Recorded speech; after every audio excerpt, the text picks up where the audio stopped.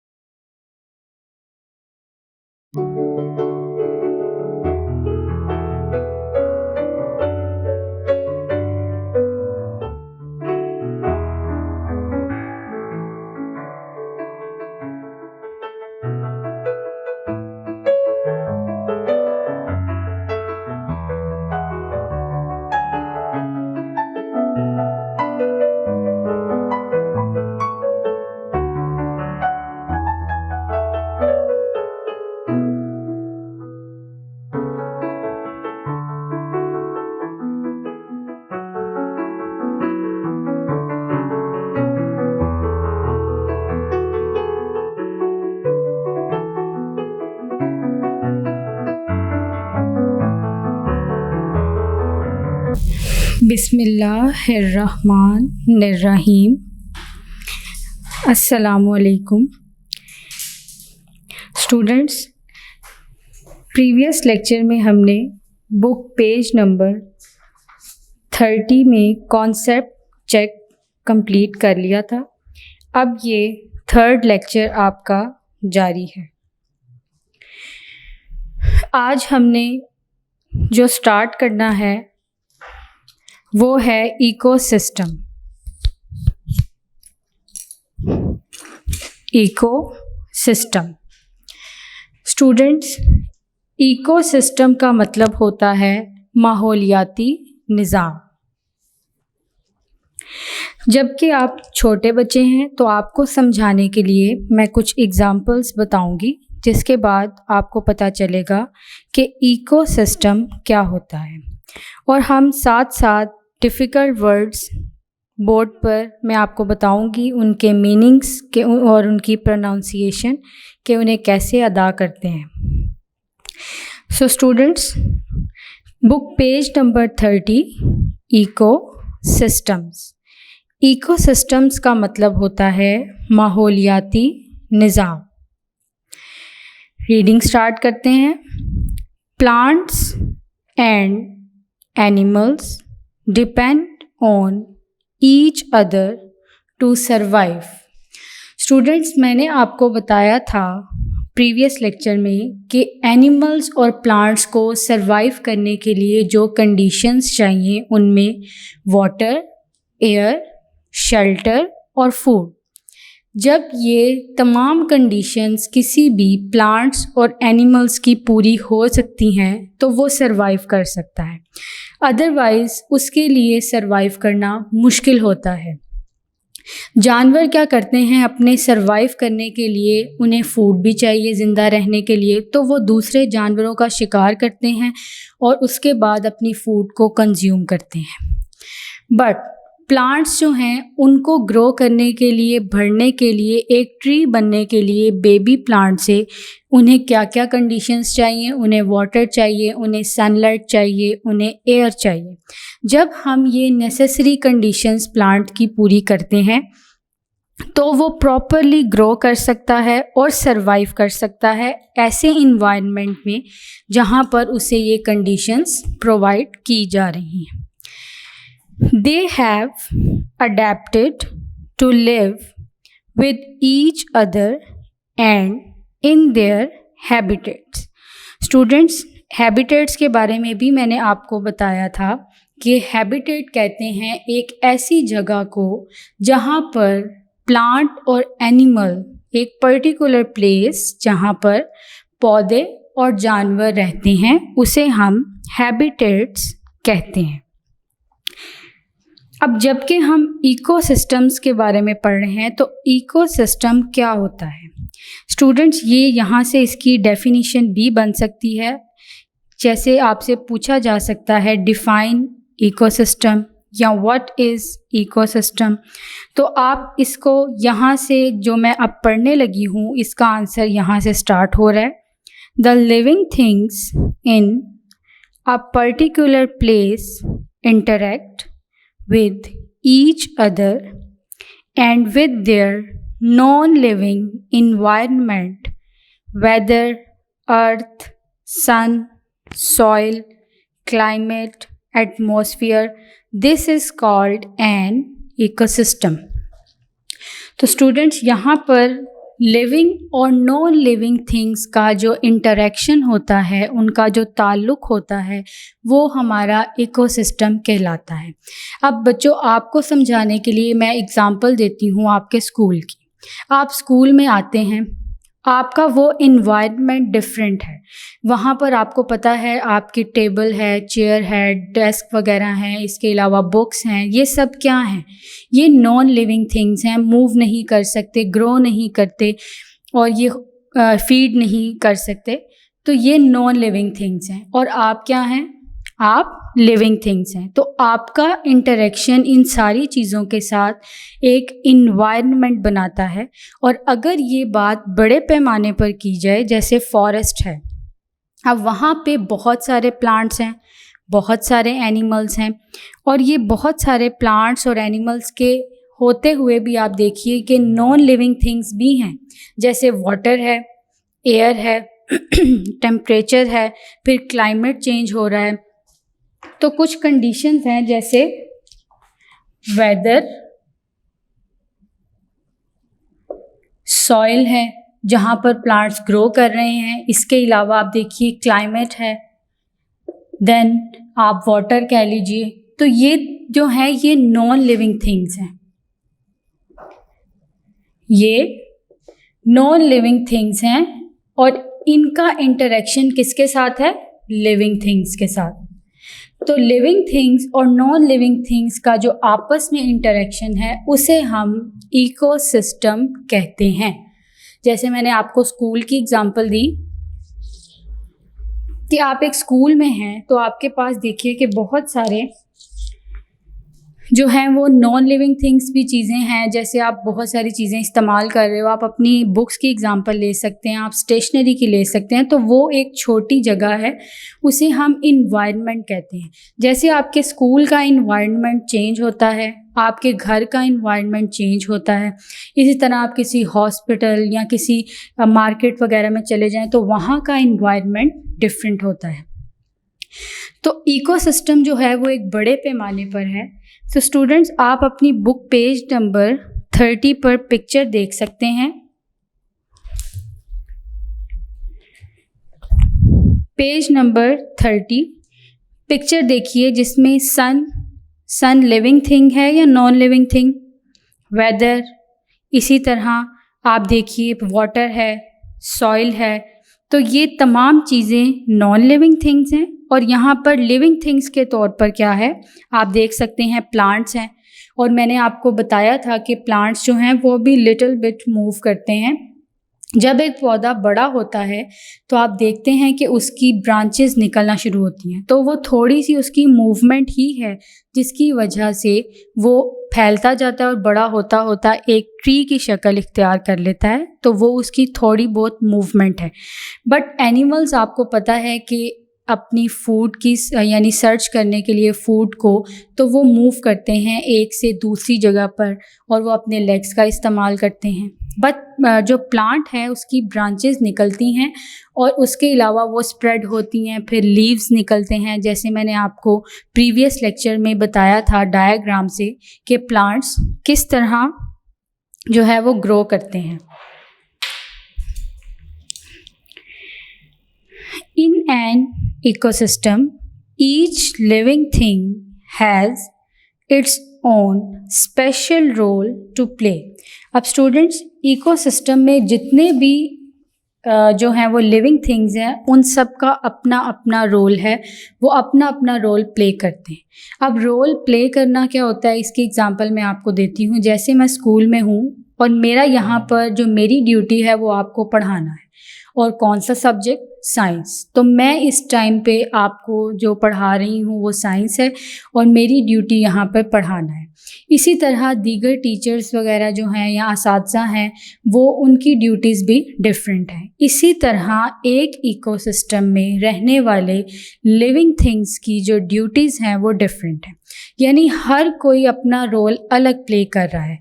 आपको जैसे मैंने कल बताया था हर्बीवोर्स, कॉर्निवोर्स और ओमनिवोर्स के बारे में, तो हर्बीवोर्स जो हैं वो एनिमल्स हैं जो कि अपनी फूड खुद लेते हैं। इसी तरह कॉर्निवोर्स, हर्बीवोर्स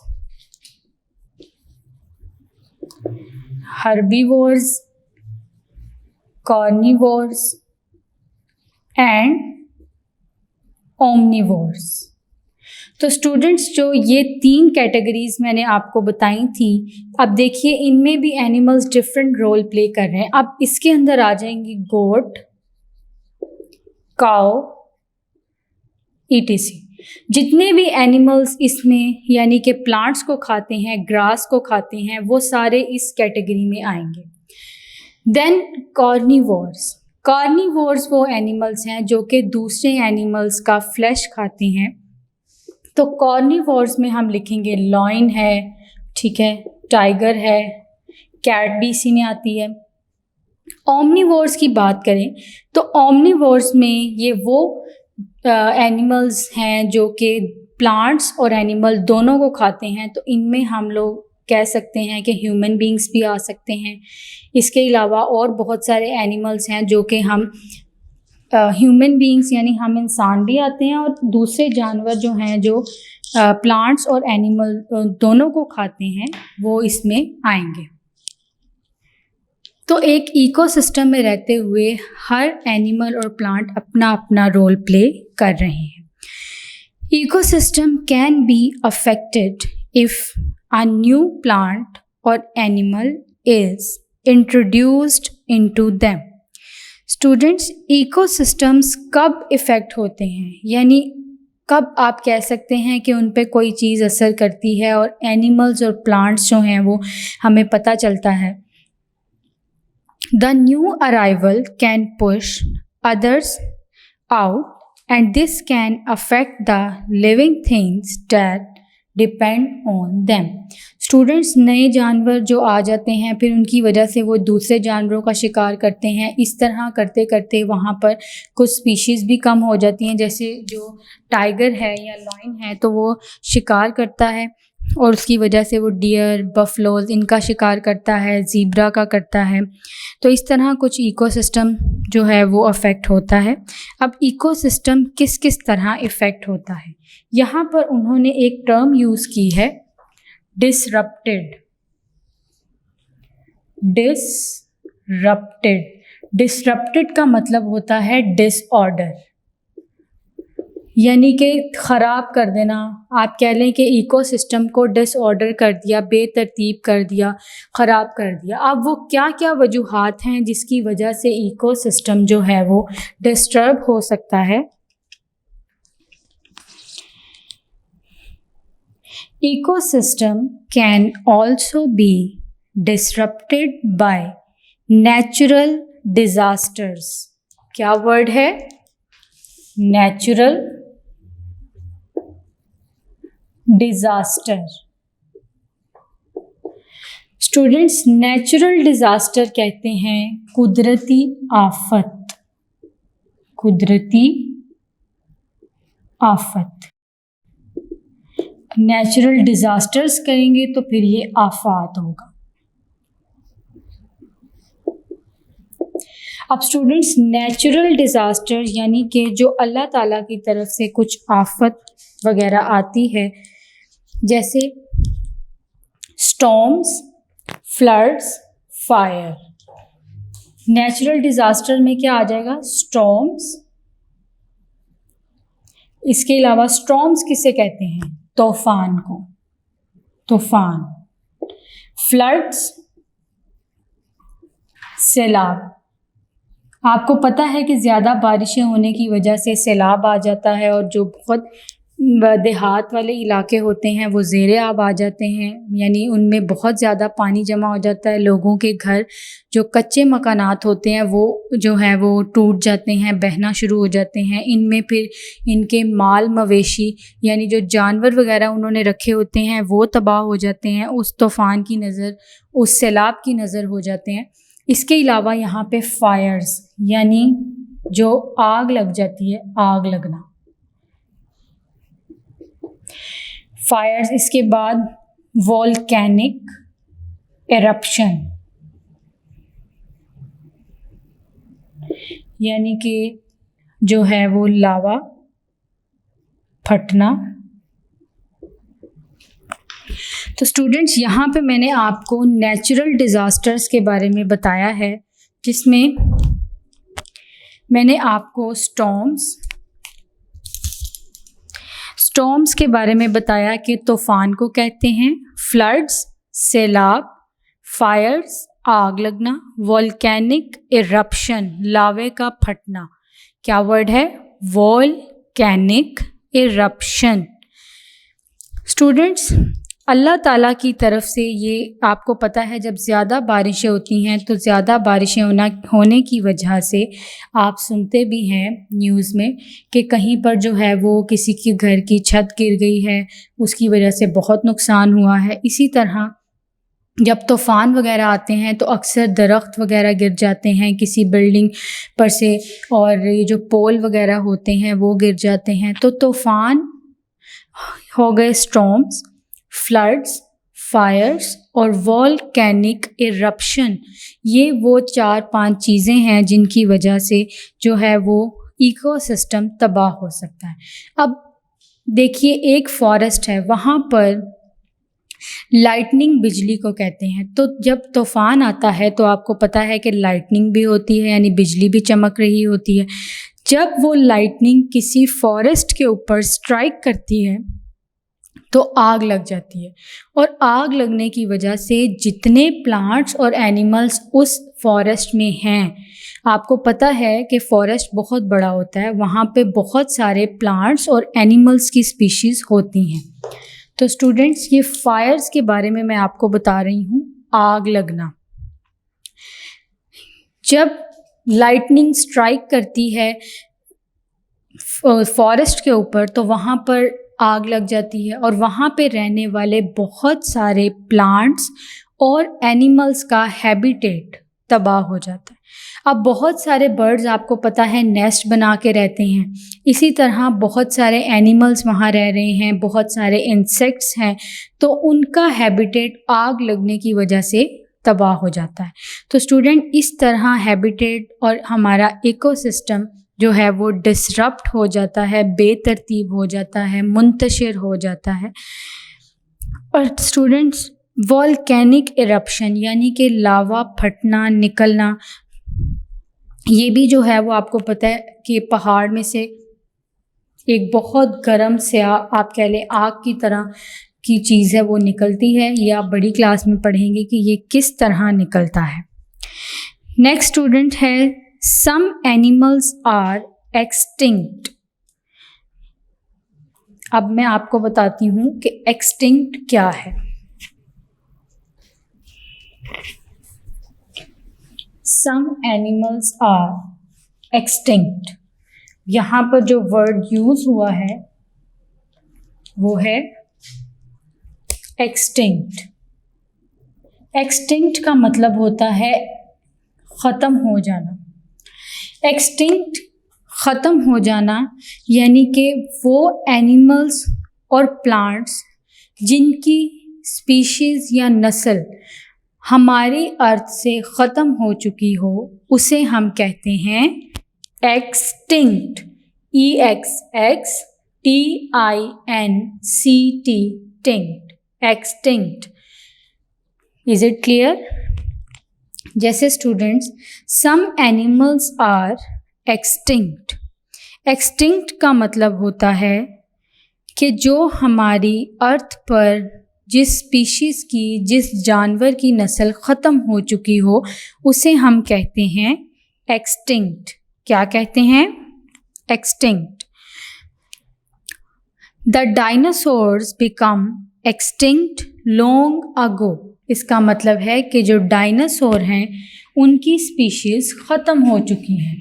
तो एक्सटिंक्ट में हम डायनासोर्स को लिख सकते हैं क्योंकि इनकी नस्ल जो है वो हमारी अर्थ पर से बिल्कुल ख़त्म हो चुकी है, जिसकी वजह से हम इन एनिमल्स को कह सकते हैं extinct. Is it clear? Some animals become extinct due to the actions of humans. Students, बहुत सारे एनिमल्स जो हैं वो एक्सटिंक्ट हो चुके हैं, यानी ख़त्म हो चुके हैं। किस वजह से? ह्यूमन एक्टिविटीज़ की वजह से। एक्सटिंक्शन कैसे हुई? ह्यूमन एक्टिविटीज़ की वजह से। अब ह्यूमन एक्टिविटीज़ क्या हैं? जैसे ओवर हंटिंग, ज़रूरत से ज़्यादा उन स्पीशीज़ का शिकार करना, यानी ज़रूरत से ज़्यादा और बिला वजह शिकार करना ओवर हंटिंग कहलाता है, जिसकी वजह से कुछ स्पीशीज़ जो हैं वो शिकार करने की वजह से उनकी नस्ल ख़त्म होती गई। अब यहाँ पर उन्होंने एक बर्ड के बारे में बताया है, डूडू।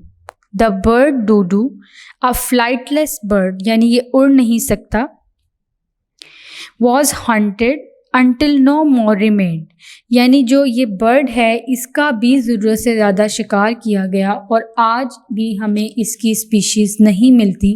इट्स मीन कि डायनासोर, और हम यहाँ पर लिख सकते हैं ये दो एनिमल्स जो हैं ये एक्सटिंक्ट हो चुके हैं।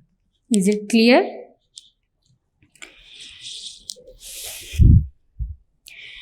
नेक्स्ट स्टूडेंट, हमारा टॉपिक है how human affect animals and there habitats.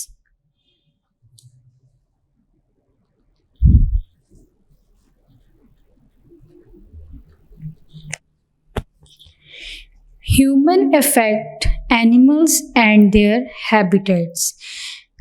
Humans can disrupt habitats by changing them.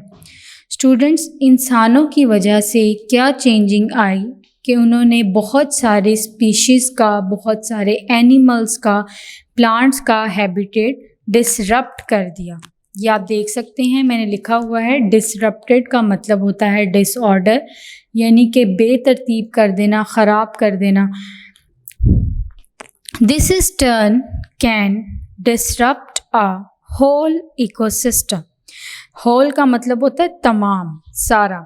तो ह्यूमन एक्टिविटीज़ की वजह से, यानी जैसे मैं आपको बता रही हूँ ओवर हंटिंग है, इसके अलावा जब इंसान ने अपनी फैसिलिटी, अपनी सहूलत के लिए फैक्ट्रीज़ बनाना शुरू कर दी, फॉरेस्ट वगैरह को, जंगलों को काट के वहाँ पर इंडस्ट्रीज़ बनाई, फैक्ट्रीज़ बनाई, तो वहाँ पर रहने वाले बहुत सारे जानवर और पौधे, उनका हैबिटेट तबाह हो गया, और जिसकी वजह से हमने जो है वो वहाँ पे रहने वाले परिंदे, जानवर, पौधे, उनके इकोसिस्टम को तबाह कर दिया, डिसरप्ट कर दिया। Ecosystems can very in size.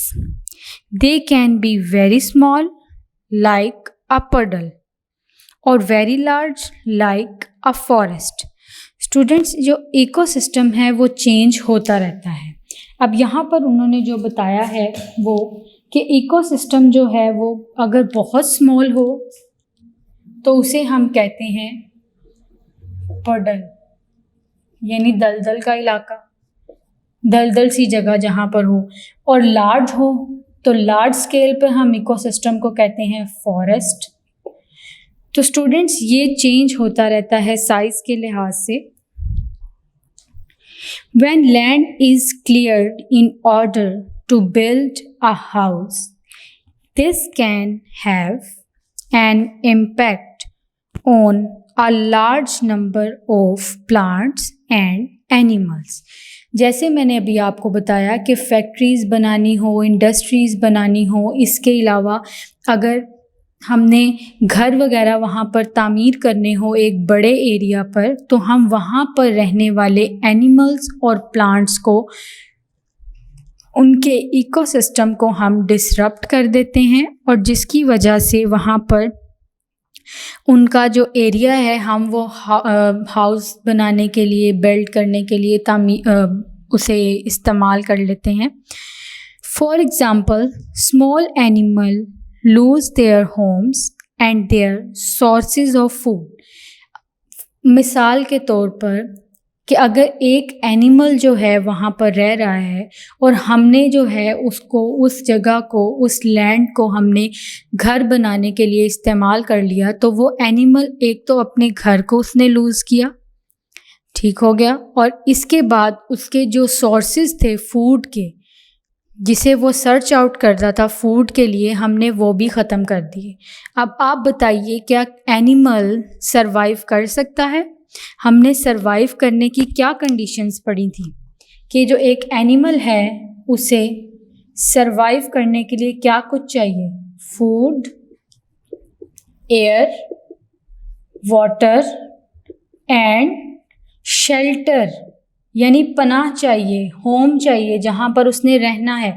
तो सरवाइव करने के लिए जब हम उसका एरिया, जिस जगह पर वो रह रहा है, लैंड, इकोसिस्टम, उसे हम डिसरप्ट कर देंगे, तो फिर उसके पास शेल्टर भी गया, फूड के सोर्स भी गए, और एयर, वाटर भी नहीं होगा। तो एयर सिर्फ होगी, और क्या एनिमल इन 3 चीज़ों के बगैर सरवाइव कर सकेगा? नहीं, क्योंकि एनिमल और प्लांट को सरवाइव करने के लिए कुछ कंडीशंस चाहिए। अब जो प्लांट हैं वो भी हम उन्हें, उस एरिया को जब हम क्लियर करेंगे सॉइल वगैरह से, तो प्लांट तो ग्रो नहीं कर सकते। तो हमने उनके, प्लांट्स और एनिमल के हैबिटेट को, इकोसिस्टम को हमने डिसरप्ट कर दिया।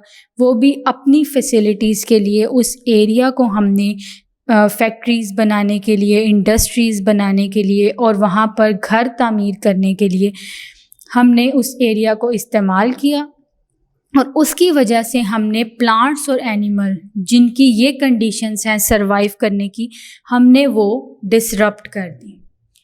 तो स्टूडेंट्स, इकोसिस्टम इस तरह जो है वो डिसरप्ट होता है।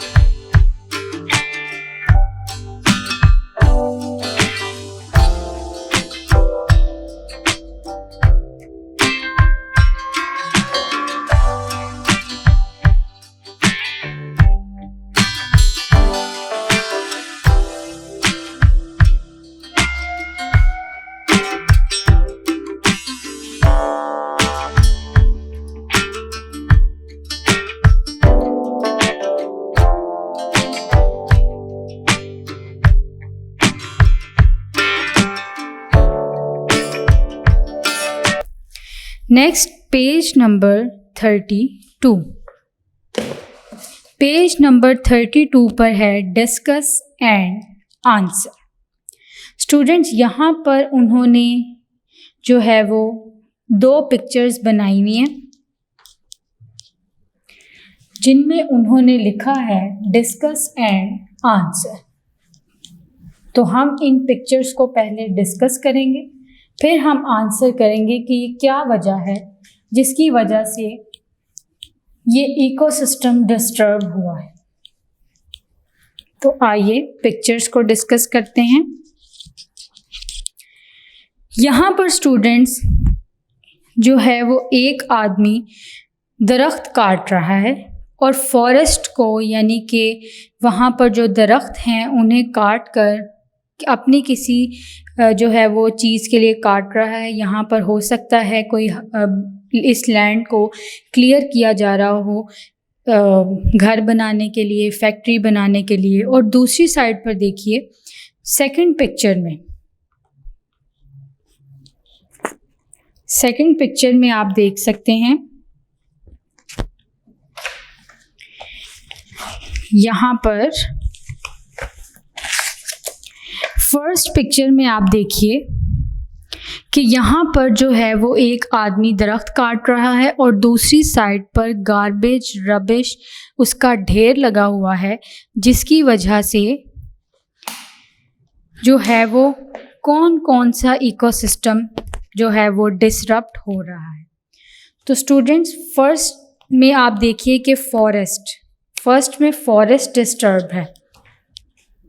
Discuss and answer. Student, first picture में क्या है, फॉरेस्ट जो है उसे कट डाउन, वहाँ पर ट्रीज़ को कट डाउन किया जा रहा है और जिसकी वजह से वहाँ पे रहने वाले बहुत सारे प्लांट्स, एनिमल्स, बर्ड्स, उनका इकोसिस्टम डिस्टर्ब हो रहा है, डिसरप्ट हो रहा है। और सेकंड पिक्चर में आप देख सकते हैं कि एक जो है वो वाटर या आप कह लीजिए पॉन्ड है। सेकंड पिक्चर में पॉन्ड है जहाँ पर रबिश की वजह से, लिटर की वजह से, यानी कि कूड़ा पड़ा हुआ है, गंदगी के ढेर लगे हुए हैं, जिसकी वजह से यहाँ पे रहने वाली एक्वेटिक स्पीशीज़ यानी कि फ़िश है, इसी तरह जो है वो और बहुत सारे जानवर हैं जो कि पानी में रहते हैं, जैसे फ्रॉग है, फ़िश है। इसी तरह हमने पढ़ा था कि डक हैं, स्वान है, बहुत सारे प्लांट्स हैं, लोटस है, ड्रैगन फ्लाई है। ये तमाम जो हैं वो पॉन्ड्स और लेक्स वगैरह के अंदर रहते हैं। और सेकंड पिक्चर में रबिश की वजह से, कूड़े और गंदगी की वजह से पॉन्ड यानी यहाँ पर रहने वाले एनिमल्स और प्लांट्स का हैबिटेट डिस्टर्ब हो रहा है, डिसरप्ट हो रहा है। In Pakistan, some animals are in danger of becoming extinct. Students, हमने जो एक चीज़ हमने अभी पढ़ी extinct, जो कि हमारी अर्थ से एनिमल और प्लांट की नस्ल ख़त्म हो चुकी है, जिनमें हमने डायनासोर के बारे में पढ़ा। अब जो एक टर्म यहाँ पर यूज़ की है उन्होंने, वो है एंडेंजर्ड एनिमल्स। ये वो एनिमल्स हैं जिन्हें ख़तरा है कि इनकी नस्ल भी जो आगे फ्यूचर में जो है वो ख़त्म हो सकती है, ख़त्म होने का ख़तरा है। अब इनमें कौन कौन से हैं एनिमल्स? इनमें है माउंटेन शीप, इसके अलावा माउंटेन शीप है, Asian black bear, mountain वीज़ल, Asian, यहाँ पर हम लिखेंगे एशियन ब्लैक बियर, माउंटेन वीज़ल। इसके अलावा है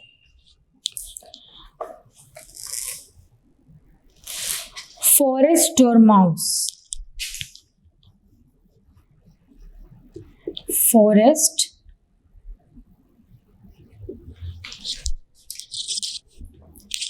तो स्टूडेंट्स, ये मैंने जो कुछ यहाँ पर एनिमल्स के नाम लिखे हैं, जिनमें mountain sheep, Asian black bear, mountain वीज़ल, forest dormouse. Students, ये वो एनिमल्स हैं जिन्हें हम एंडेंजर्ड एनिमल्स कहते हैं, जिन्हें इन फ्यूचर ख़त्म होने का ख़तरा है कि ये भी फ्यूचर में जो है वो ख़त्म हो जाएंगी स्पीशीज़। अगर हम चाहते हैं कि इन्हें हम इस ख़तरे से बचा सकें, इनकी नस्ल को ख़त्म होने से बचा सकें, तो हमें इनका जो है वो ख्याल करना है, बड़े एरिया पर जो है वो इन्हें कंज़र्व करना है, बचाना है और वहाँ पर रिप्रोडक्शन करवानी है ताकि हम इनकी स्पीशीज़ को, इन एनिमल्स को इस ख़तरे से निकाल सकें कि इनकी नस्ल भी आइंदा आने वाले दिनों में ख़त्म हो जाएगी। तो स्टूडेंट्स, एक्सटिंक्ट और एंडेंजर्ड का समझ आ गया आपको।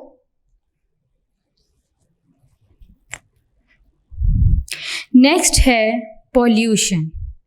स्टूडेंट्स, यहाँ पर अब हम पढ़ेंगे पॉल्यूशन। पॉल्यूशन किसे कहते हैं? आलूदगी। किसे कहते हैं?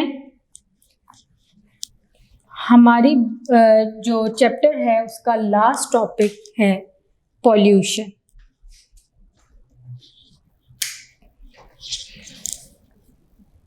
पॉल्यूशन, और पॉल्यूशन किसे कहते हैं?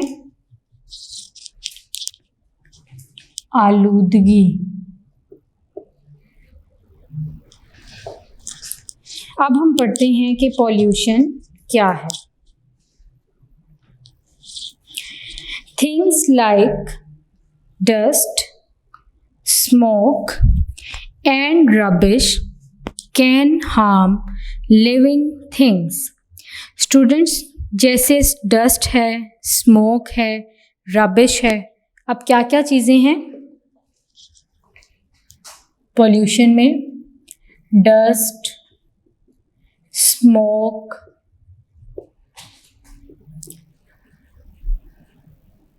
रबिश, इसी तरह ये 3 चीज़ें यहाँ पर बताई गई हैं। डस्ट यानी कि मिट्टी, गर्द वगैरह, स्मोक, धुआं, और रबिश, गंदगी, कूड़ा वगैरह। तो स्टूडेंट्स, ये कुछ चीज़ें हैं जिनकी वजह से आलूदगी फैलती है। When the air, water or soil has been made dirty or unsafe by such things, we say it is polluted. Students, अगर यही सारी चीज़ें एयर, वाटर और हमारी सॉइल को गंदा करती हैं तो उसे हम क्या कहते हैं? पॉल्यूशन। किन किन चीज़ों को? अगर यही डस्ट, स्मोक और रबिश हमारे एयर, वाटर और सॉइल को पॉल्यूट कर रही हैं, आलूदा कर रही हैं, तो उसे हम कहते हैं पॉल्यूशन। क्या कहते हैं? पॉल्यूशन।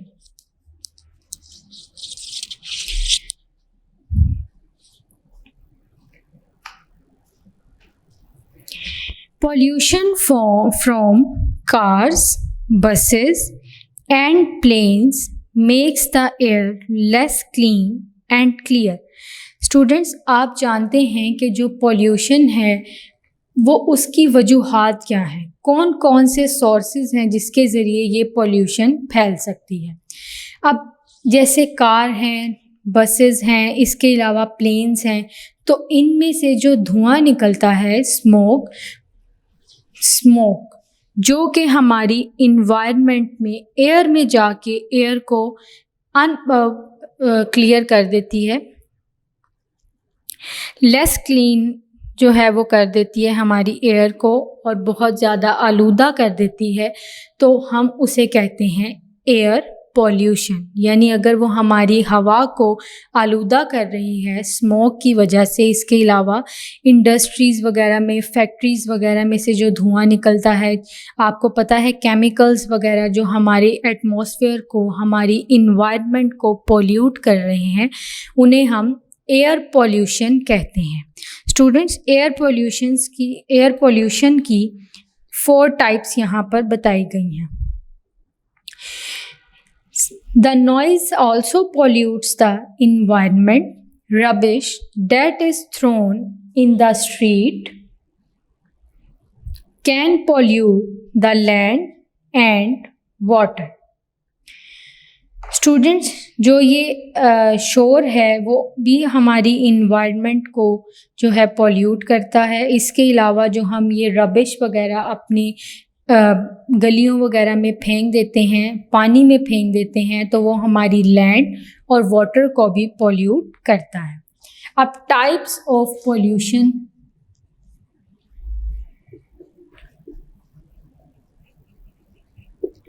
टाइप्स ऑफ पोल्यूशन में नंबर 1 है एयर पोल्यूशन, यानी हवा की आलूदगी, जो स्मोक और ये सारे धुआं वगैरह है, ये सारे हमारी एयर में जाती है, तो वो एयर को पोल्यूट करती हैं और जिसकी वजह से बहुत सारी बीमारियां फैल सकती हैं। वाटर पोल्यूशन, वाटर पोल्यूशन जब हम गंदगी, कूड़ा करकट वगैरह और सारा रबिश जो है वो पानी में फेंक देते हैं, तो उसकी वजह से पानी आलूदा हो जाता है और वो पानी जब हम पीते हैं और इस्तेमाल करते हैं कुकिंग पर्पसेस के लिए, तो हम बीमार हो जाते हैं। नंबर 3 है लैंड पोल्यूशन, कचरे के ढेर, जब हम गलियों में, सड़कों पर कचरा फेंकते हैं तो उससे लैंड पोल्यूशन फैलती है और उसमें से जो ताफून और बदबू उठती है वो सारी हमें जो है वो हमारी सांस लेने के अमल को भी मुतासिर करती है। 4th one is noise pollution, शोर की आलूदगी। शोर होने की वजह से बहुत सारे लोग ऐसे हैं जो जैसे पेशेंट हैं हाई ब्लड प्रेशर के, इसके अलावा, तो उनके लिए ये जो है वो बहुत ज़्यादा ख़तरनाक है। तो ये स्टूडेंट्स हमने टाइप्स ऑफ पोल्यूशन में पढ़ा air pollution, water pollution, land pollution, noise pollution. तो ये 4 टाइप्स हैं इसकी जिसे हमने पढ़ा है, air pollution, water, land and noise pollution. Is it clear students? Students, हमारी रीडिंग कंप्लीट हो गई है। अब आगे हम एक्सरसाइज स्टार्ट करेंगे, पेज नंबर 33।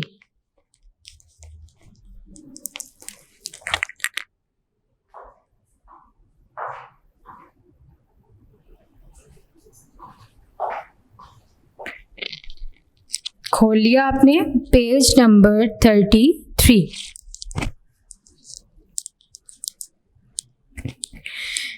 अब हम एक्सरसाइजेस स्टार्ट करने लगे हैं, तो आप भी मेरे साथ साथ जो है वो अपनी बुक पर सॉल्व कर सकते हैं।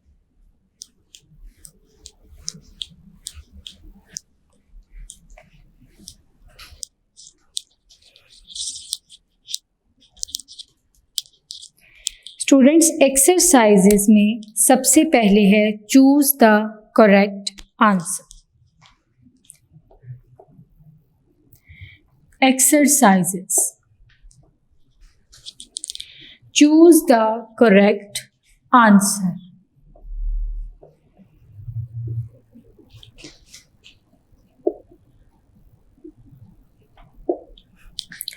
नंबर 1, स्टूडेंट मैं आपको बुक से बताती जाऊंगी और इसका जो करेक्ट आंसर है, करेक्ट ऑप्शन है, वो मैं यहाँ पर लिख दूंगी। Number 1,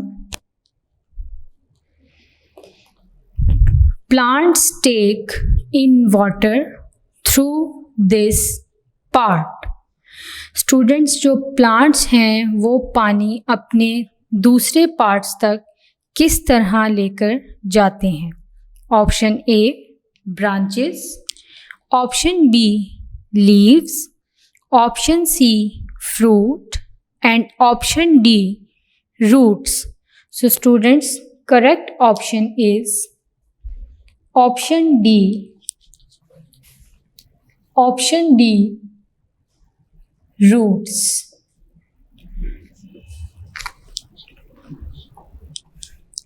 Which of the following is adapted to live under water? Students, इनमें से कौन से एनिमल हैं जो कि पानी में रहते हैं और उनका जो हैबिटेट है वो वाटर है? Option A lion, option B cow, option C chicken and option D fish. Correct option is option D fish.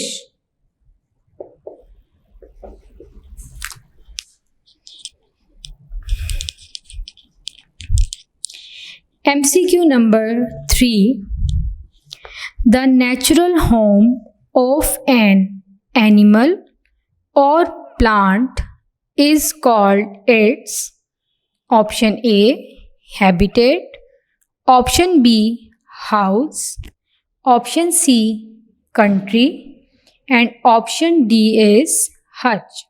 तो स्टूडेंट्स इसका मतलब है कि एक एनिमल और प्लांट का जो नेचुरल होम होता है उसे हम क्या कहते हैं?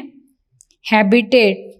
क्या कहते हैं स्टूडेंट? हच कहते हैं पिंजरे को, संदूक को। तो एक एनिमल और प्लांट का जो नेचुरल जगह है जहाँ पर वो रहते हैं उसे हम कहते हैं habitat. Option A habitat. MCQ number 4. To survive, an animal needs a habitat that contains. Students, जैसे मैंने आपको रीडिंग के दौरान बताया था कि एनिमल और प्लांट्स को सरवाइव करने के लिए क्या क्या कंडीशंस, क्या क्या चीज़ें चाहिए, उनकी रिक्वायरमेंट क्या है, नेसेसरी कंडीशंस क्या हैं। Option A plants, water and soil, option B food, water, air and shelter, option C water and air, option D air, soil, water and food. So students, option B is the correct option.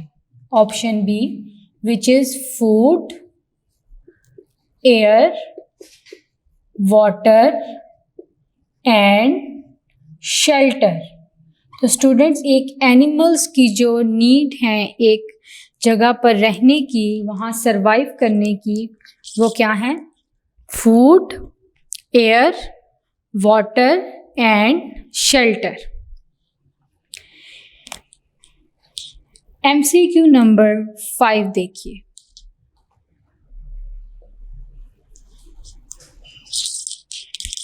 Which of these is a habitat of camel and cactus?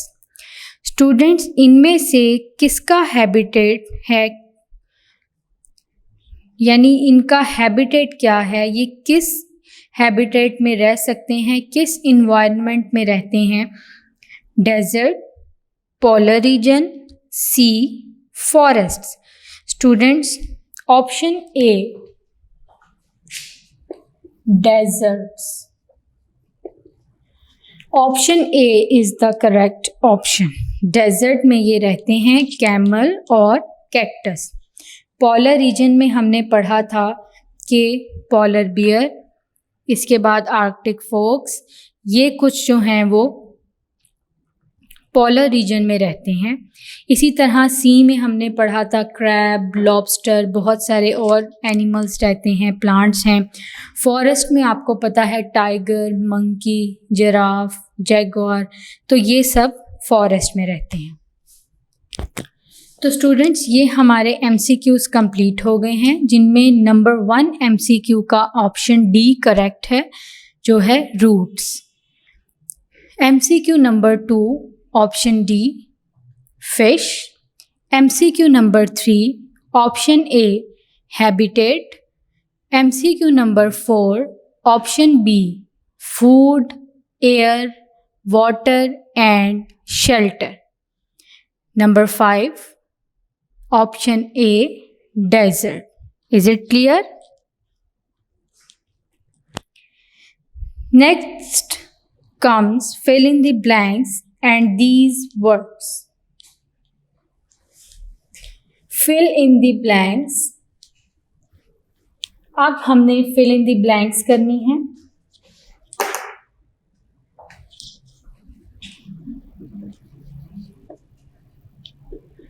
Fill in the blanks. इनमें number 1 क्या है? Dash and dash lay eggs, dash and dash ले eggs.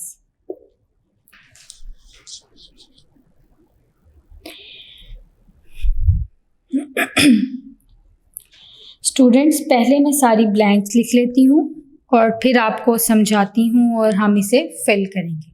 Number 2, a cat gives dash to dash. A cat gives dash to dash. Number 3, plants take in air through tiny holes. Plants take in air through tiny holes in their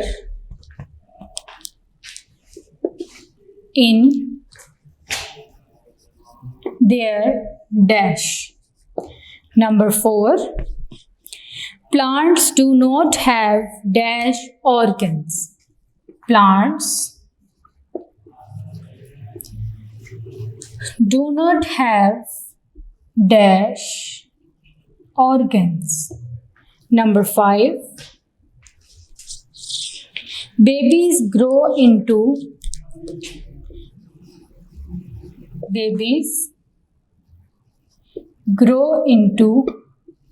dash. Students, ये 5 blanks यहाँ दी गई हैं और इनके hints भी दिए गए हैं ऊपर. तो फर्स्ट ब्लैंक है dash and dash lay eggs. तो इस ब्लैंक को फिल करते हैं. Birds and snakes lay eggs. परिंदे और जो सांप हैं या इनकी स्पीशीज हैं वो अंडे देती हैं. A cat gives birth to kittens. जो बिल्ली के बच्चे होते हैं उसे हम क्या कहते हैं? Kittens. So a cat gives birth to kittens. Plants take in air through tiny holes in their leaves.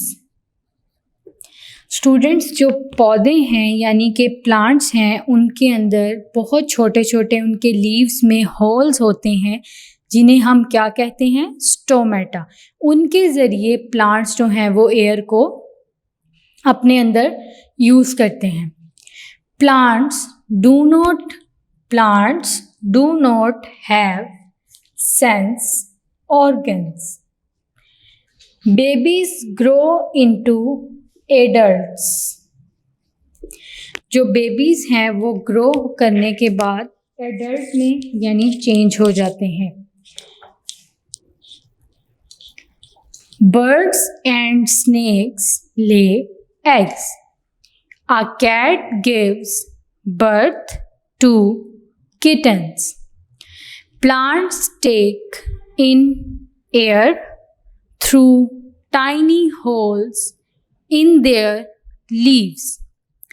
Plants do not have sense organs. Babies grow into adults. Is it clear, students?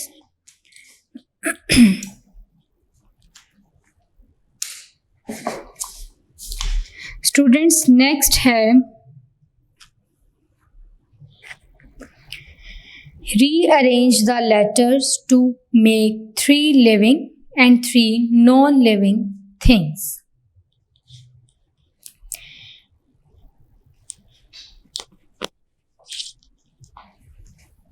Rearrange spellings.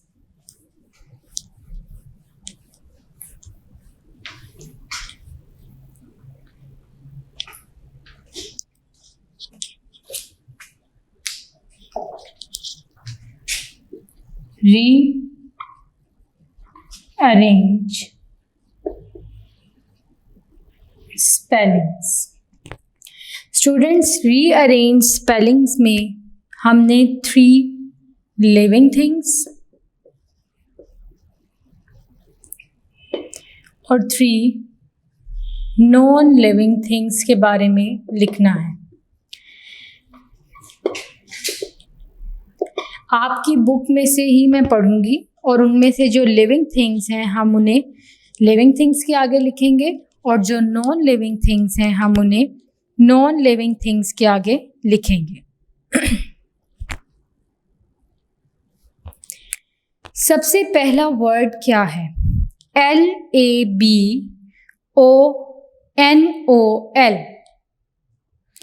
तो students, जब हमने इसे arrange किया तो ये word बना balloon. क्या बना? बैलून। तो बैलून क्या है? लिविंग थिंग है या non living things? Non living thing. तो हम यहाँ लिखेंगे balloons. Second one, CARTRO।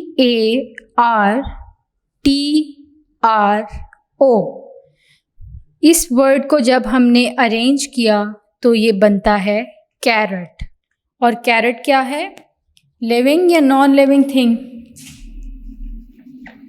Non living thing. Third one,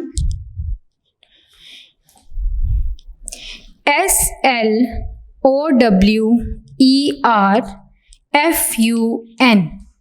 students, इस वर्ड को जब हमने अरेंज किया तो ये बनता है सनफ्लावर। और सनफ्लावर क्या है? लिविंग थिंग या non living thing? Living thing, sunflower. Next, FARFIGE।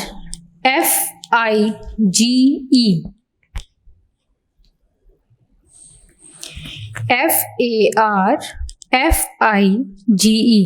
और ये बनता है giraffe.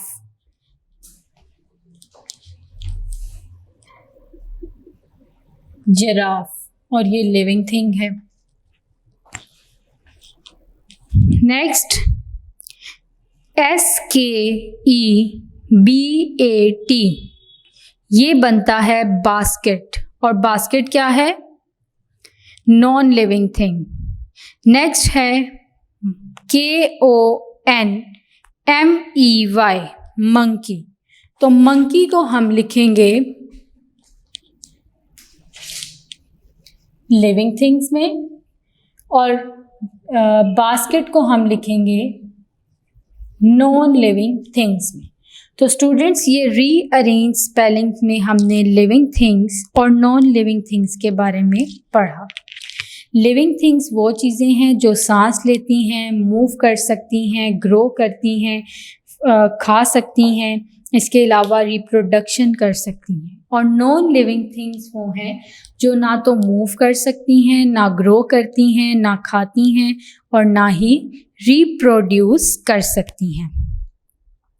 Is it clear? Next comes think about it. Students, यहाँ पर दिया गया है कि आप इंटरनेट या बुक की मदद से आंसर कर सकते हैं। Which grows to full size the quickest. Students, यहाँ पर उन्होंने कुछ अरेंजमेंट दी गई है। Put the following in order with the quickest first.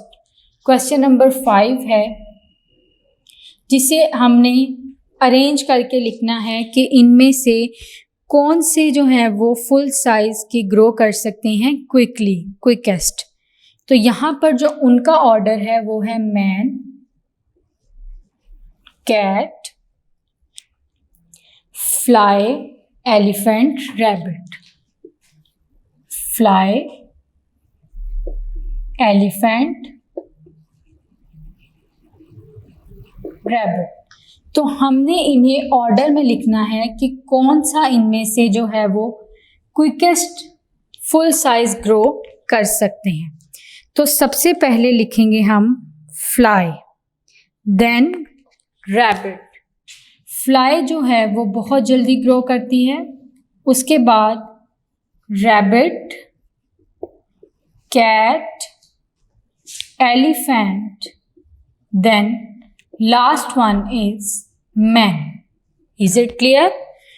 Question number 5 हमसे पूछा गया था कि इनमें से कौन से जो हैं वो लिविंग थिंग्स क्विकेस्ट ग्रो कर सकते हैं फुल साइज। तो हमने लिखा फ्लाई, रैबिट, कैट, सॉरी ये मैंने कैन लिख दिया है, कैट, एलिफेंट एंड मैन। इसी क्वेश्चन नंबर 5 का ये पार्ट 1 था। अब पार्ट 2 देखिए। पार्ट 2 में पूछा गया है which lives the longest, can you match the ages with the animals. Students यहाँ पर उन्होंने कुछ एजेस दी हैं जिसे हमने मैच करना है कि वो कितने ईयर्स तक जो है वो ज़िंदा रह सकते हैं।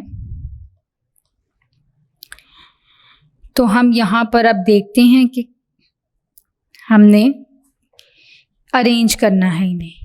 तो एनिमल्स के पहले नेम लिख लेते हैं। एनिमल्स में है चिंपैंजी,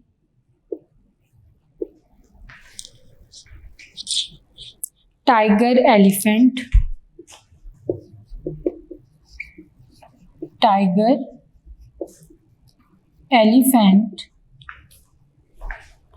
और ब्लू व्हेल एंड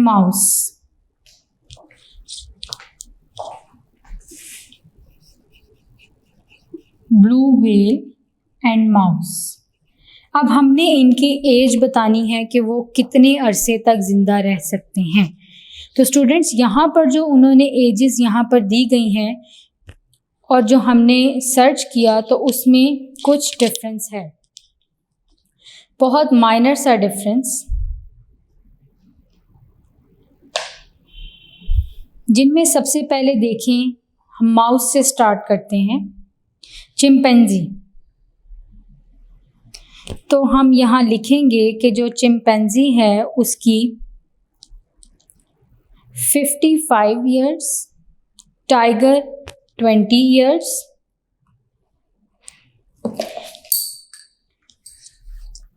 चिंपैंजी का लिखेंगे हम 55 years, tiger 20 years, elephant 110 years, blue whale 78 years and mouse 5. So students, animals में एजेस हम लिखेंगे। चिंपैंजी की है 55 ईयर्स, टाइगर 20 ईयर्स और एलिफेंट की है 110 ईयर्स, ब्लू व्हेल 78 ईयर्स और mouse 5 years. Is it clear? तो स्टूडेंट्स ये एनिमल्स हैं और हमने इनकी एजेस के बारे में जो है वो लिखा है कि जो एनिमल्स हैं उनकी एजेस क्या है। Chimpanzee 55 years, tiger 20 years, elephant 110 years, blue whale 78 years, mouse 5 years. Clear? यहाँ पर एक और क्वेश्चन दिया गया है about what living things need in order to live. Students जो लिविंग थिंग्स हैं उन्हें क्या क्या चीज़ें चाहिए ज़िंदा रहने के लिए और किन ऑर्डर में जो है वो ज़िंदा रह सकते हैं। स्टूडेंट्स लिविंग थिंग्स को सरवाइव करने के लिए फूड, एयर, वाटर और शेल्टर चाहिए होता है जिसके बाद वो ज़िंदा रहते हैं। और यहाँ पर उन्होंने पूछा है about pets and how long they live. जो पेट्स हैं वो मतलब कितनी देर तक ज़िंदा रह सकते हैं। तो स्टूडेंट्स आपको पता है कि ये क्वेश्चन जो है वो आप इंटरनेट से भी कर सकते हैं about pets and how long they live. अब आपके पास जो पेट्स वगैरह हैं वो आपने देखने हैं कौन कौन से पेट्स हैं, जैसे कैट है, डॉग है, तो ये कितनी देर तक जिंदा रह सकते हैं।